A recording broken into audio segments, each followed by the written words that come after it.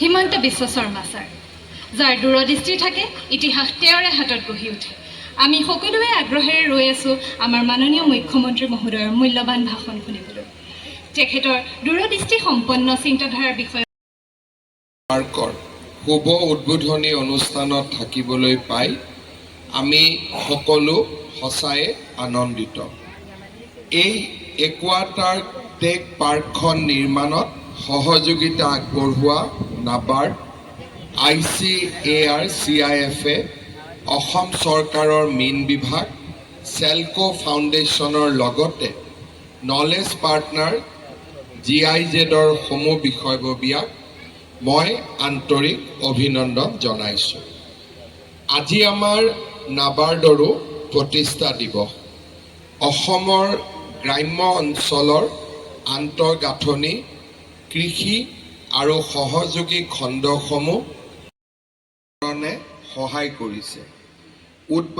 উদ্ভাৱনীমূলক প্ৰযুক্তিৰ প্ৰৱৰ্তন আৰু বহনক্ষম পদ্ধতিৰ প্ৰয়োগৰ জৰিয়তে কলম কপিলীয়ে অসমৰ মীন পালকসকলৰ বাবে এটা প্ৰেৰণাৰ স্ৰোত হিচাপে পৰিণত সক্ষম হৈছে।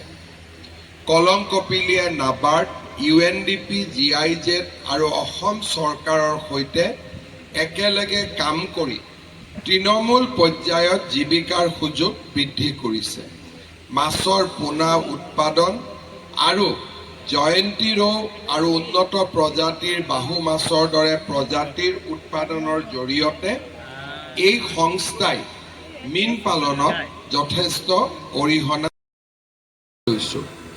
ঠিক সেইধৰণে কাছাৰ জিলাৰ শিলকুৰিত 26 কোটি টকা ব্যয়েৰে আমি এখন বছৰত উপাৰ্জন কৰিবলৈ সক্ষম হৈছে।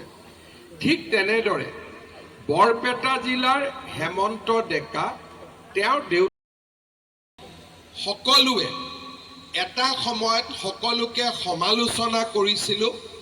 কেতিয়াবা যদি কোকৰাঝাৰৰ শ্ৰীৰামপুৰ গেট আৰু আমাৰ ধুবুৰী জিলাৰ অসম বেংগল সীমান্তত আপোনালোকে থিয় হয়, আপোনালোকে দেখিব অসমলৈকে